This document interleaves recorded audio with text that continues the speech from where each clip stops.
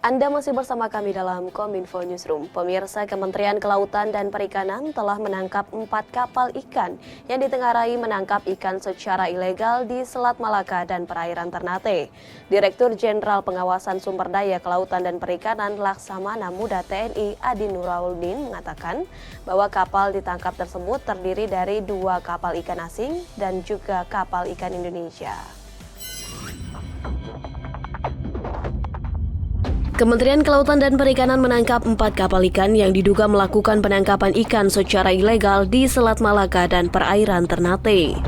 Melansir keterangan resmi Kementerian Kelautan dan Perikanan, Dirjen Pengawasan Sumber Daya Kelautan dan Perikanan, Laksamana Muda TNI Adi Nurwaluddin menyampaikan, kapal yang ditangkap terdiri dari 2 kapal ikan asing berbendera Malaysia dan 2 kapal ikan Indonesia. 2 kapal ikan asing Malaysia bernama PKFB 1269 dan PKFB 1280, sedangkan 2 kapal ikan Indonesia bernama KM Najwa Nahda dan KM Suci Asti. Laksamana Muda Adi Nurwaluddin mengatakan penangkapan praktik illegal fishing merupakan komitmen Kementerian Kelautan dan Perikanan dalam memberantas praktik illegal fishing. Hal ini bertujuan demi menjaga keberlanjutan sumber daya kelautan dan perikanan. Laksamana Adin juga menyebut keberhasilan penangkapan illegal fishing tidak lepas dari operasi kapal pengawas perikanan Hiu 01 dan sistem pengawasan terintegrasi yang didukung oleh Airborne Surveillance dan Pusat Pengendalian KKP. Selama setahun, KKP telah menangkap 79 kapal ilegal dengan 8 kapal berbendera Malaysia, 1 kapal berbendera Filipina dan 68 kapal Indonesia. Menteri KKP Saktu Wahyu Trenggono menegaskan akan menindak tegas pelaku illegal fishing yang beroperasi di wilayah Indonesia. Saat ini dibawa ke pangkalan PSDKP Belawan, yaitu di Satwas SDKP Langsa untuk dilaksanakan proses hukum lebih lanjut.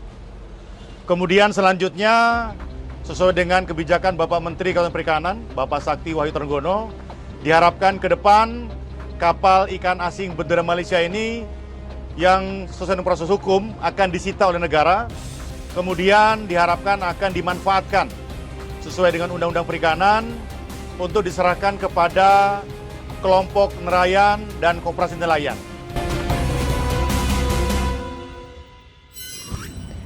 Pemerintah kembali membuka pengadaan pegawai pemerintah dengan perjanjian kerja atau P3K guru di tahun 2022 dengan 3 kategori prioritas, yaitu tenaga honorer X kategori 2, guru non-ASN, lulusan pendidikan profesi guru dan guru swasta yang memenuhi nilai ambang batas pada seleksi P3K jabatan fungsional guru tahun 2021. Pemerintah kembali membuka rekrutmen pegawai pemerintah dengan perjanjian kerja atau PPPK Guru 2022 dengan prioritas kategori pelamar 1, 2, dan 3. Berdasarkan peraturan yang dikeluarkan oleh Kementerian Pendayagunaan Aparatur Negara dan Reformasi Birokrasi Nomor 20 Tahun 2022 tentang pengadaan PPPK untuk jabatan fungsional guru pada instansi daerah, tahun 2022 pemerintah memprioritaskan pelamar ke dalam 3 kelompok. Adapun prioritas tersebut diantaranya pelamar prioritas 1 yaitu untuk tenaga honorer X kategori 2. Guru non-aparatur sipil negara, lulusan pendidikan profesi guru dan guru swasta yang memenuhi nilai ambang batas pada seleksi PPPK Jabatan Fungsional Guru tahun 2021 tetapi belum mendapat formasi.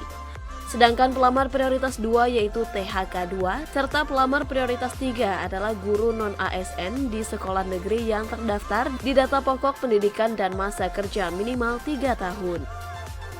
Deputi Bidang SDM Aparatur Kementerian PAN-RB Alex Denny mengatakan, pada pengadaan PPPK Guru 2022 terdapat seleksi prioritas yang merupakan aturan baru terkait seleksi kompetensi. Bukan hanya memenuhi kuantitas yang memang shortage saat ini, kita ingin kualitasnya juga tidak secara nasional turun karena passing grade-nya kita turunkan secara nasional, tetapi kita coba memilah-milah yang prioritas untuk diangkat karena memang sudah bekerja, sudah lulus passing grade dan lain-lain, ini kita berikan afirmasi untuk mendapatkan formasi terlebih dahulu.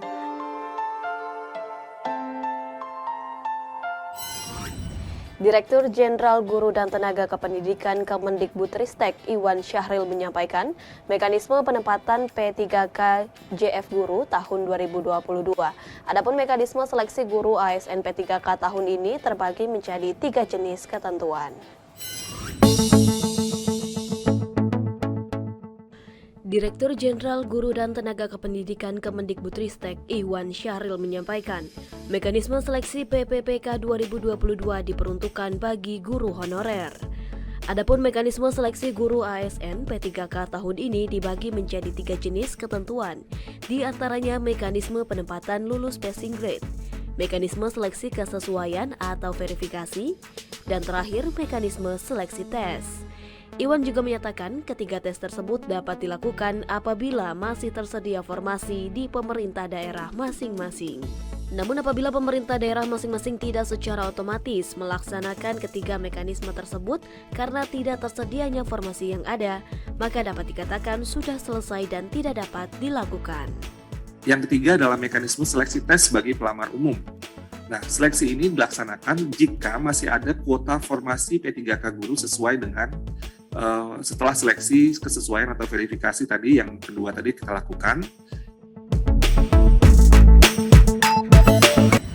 Sementara itu, Menteri Ketenagakerjaan Ida Fauzia meminta sejumlah dukungan dari organisasi buruh internasional dalam rangka meningkatkan sektor ketenagakerjaan, khususnya di Indonesia, yang berkelanjutan melalui bantuan teknis, keahlian, pelatihan, dan proyek yang lebih relevan dengan perencanaan strategis.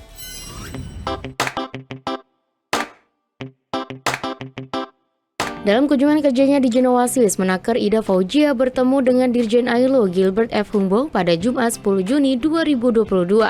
Dalam dialognya bersama dengan Dirjen ILO, Menaker meminta dukungan untuk beberapa program ketenagakerjaan dan berharap adanya kerjasama dalam rangka meningkatkan kualitas SDM. Selain itu, Dirjen ILO juga menyampaikan dukungan ILO untuk pelaksanaan G20 Labor and Employment Minister di Bali pada September 2022 mendatang. Menaker menyebutkan bahwa saat ini dukungan dari ILO sangatlah penting untuk pengembangan tenaga kerja Indonesia yang berkelanjutan melalui bantuan teknis, keahlian, pelatihan, dan proyek yang relevan dengan perencanaan strategis. Semua program tersebut diharapkan dapat meningkatkan kapasitas perencanaan dan pengembangan kebijakan ketenagakerjaan bagi pejabat Kementerian Ketenagakerjaan. Saya menyampaikan berbagai isu. Yang pertama, dukungan Dirjen ILO untuk penyelenggaraan G20 yang akan diselenggarakan pada bulan September 2022. Juga memohon dukungan dari Dirjen ILO yang baru untuk beberapa program ketenagakerjaan. Bagaimana membangun hubungan industrial yang baik, dan tentu saja berharap ada kerjasama yang lebih intens terkait dengan peningkatan sumber daya manusia, baik sumber daya manusia aparatur maupun peningkatan sumber daya manusia teman-teman serikat pekerja serikat buruh. Dan saya melihat ada kesungguhan juga dari beliau berkomitmen untuk membangun kerjasama antara Indonesia dengan ILO.